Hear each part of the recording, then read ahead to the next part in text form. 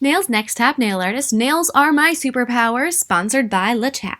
Hi everybody, in today's video I'm going to be showing you Challenge 3 for Season 7 of Nails Next Top Nail Artist. For this we were asked to create a superpower, and I would say one of my superpowers is creating confectionery treats.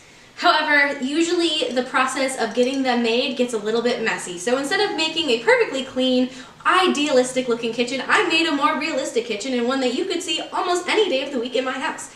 So it looks like the mixer exploded, cats are in the cabinets and on the table, I've got a Melody trying to steal something out of a bowl, and I myself am licking the spoon because that is the best part of making anything in the kitchen. So I hope you guys appreciate this design as much as I do and can relate a little bit to the hectic mess that a kitchen can be. And don't forget to vote on Monday. Thank you again for keeping me in this competition, and I'll see you next time. Bye!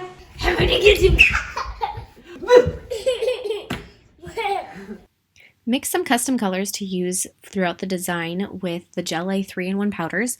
For the background, I used the Sleek White and Sunny Days. Make sure that you give them a really good mix before pouring them into your storage container so that the color is consistent.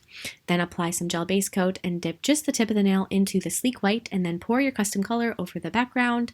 Finish it with a cap layer of the clear powder, and then repeat the process across the other nails, matching them up from side to side so they all have the same length of floor.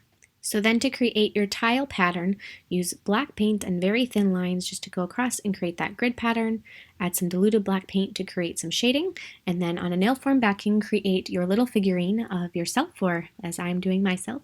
And I used first a layer of Sleek White underneath the flesh tone so that the bare skin would show up as opaque. Finish off that, and then hold that against the nail form backing and sculpt the little girl next to it so you know that she is proportionately the right height compared to my person. And then using some eyeshadow and a couple shades of gray mixed with the Sleek White 3-in-1 powder, that creates a really good base for sculpting your oven and your microwave and pots and pans. Sculpt all the separate pieces together almost like you're making a 3D cube like you did in 3rd grade, and then go ahead and glue those pieces together with a little bit of nail glue and secure them with a bit more of the powder.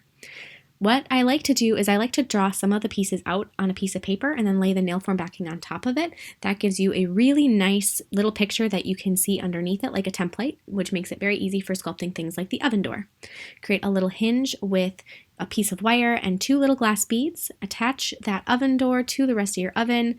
Add some details like the handle, a little yellow patch to make your little 3D clock or the time on your oven. Make a little fire for your oven because you know some things just don't go right. Repeat the same basic process to create a little cabinet. This time though, instead I have a drawer as well that's pulled out a little bit, so you're going to need to create a little bit more depth there. Stain your cabinet with a bit of diluted brown acrylic. Then create all the little details for your cabinet like a countertop, a towel sticking out of the drawer, a little silicone spatula. For the towel, pick that up while the acrylic is still a bit wet, and then lay that, drape it into the drawer. Add other details, gluing everything together, a little rolling pin coming out of that pan, a wooden spoon. You're also going to need to sculpt your table. So sculpt that on a nail form backing as well, put it together. Then using the same steps as you did for making the little towel, you're going to want to make a tablecloth. So using that same blue color so that it's all matchy-matchy, go ahead and make a tablecloth. Then with gray acrylic, I'm going to be sculpting the first kitty cat, which is my cat Max. So on a nail form backing, yet again, everything is made off the nail for this design and then assembled later. Make a gray cat. With some black acrylic, I'm going to be making a black cat. When you're working on a nail form backing with acrylic, be conscious that your acrylic should be a little bit more dry than you might normally use it, because as soon as it hits that slick surface of the nail form backing, it's going to spread more than you may be accustomed to. So just bear that in mind when you're working with it. Assemble everything with a little bit of nail glue. Put a little bit of a little spacer on the back of the 2 people so that they stick up off the nail a little bit more.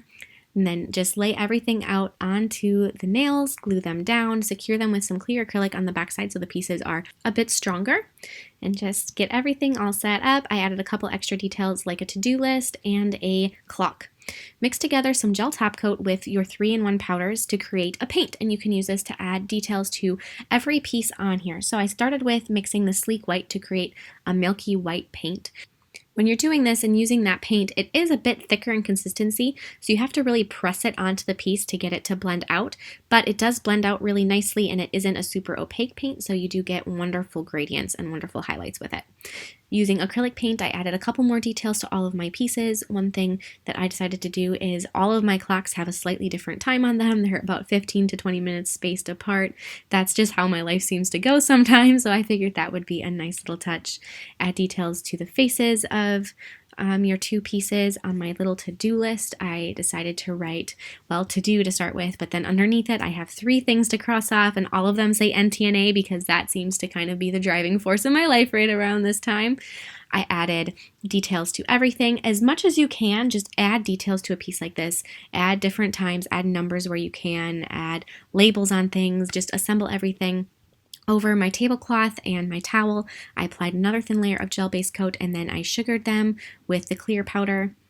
I made another paint out of the blue crushed jelly powder, and then I did that for the frame of my clock. Make a couple little drips out of a glitter gel, and then you can glue those down in place. This is for the splatters from the mixing bowl, so I put those everywhere because I've done this so many times in my kitchen where I'm mixing something, especially with powdered sugar, and I turn on the mixer and it poofs like a mushroom cloud, and I get stuff everywhere. So mixer mayhem is a pretty common occurrence in my house whenever I am baking something. So finish off the design with as many little drips as you can. Paint the toenails, add some glossy areas on the design, especially over the windows in the microwave and the oven so that you can see into them. And that is it. I love this design. It is really a very common occurrence in my household. It's just one of those things where I look at this and I laugh so hard inside because I've seen this scene happen, especially with the cats. Those cats cause trouble too. And Melody, who am I kidding? We all have our days. So I hope you guys love this, and don't forget to vote on Monday. We have been wanting to know, what is your name? Mommy. Melody. And how old are you? 2. Almost 2. You're 20 months. And what is your favorite treat to make with Mama in the kitchen? Cupcakes. Cupcakes. Good choice. Are they yummy? Yeah. Mwah.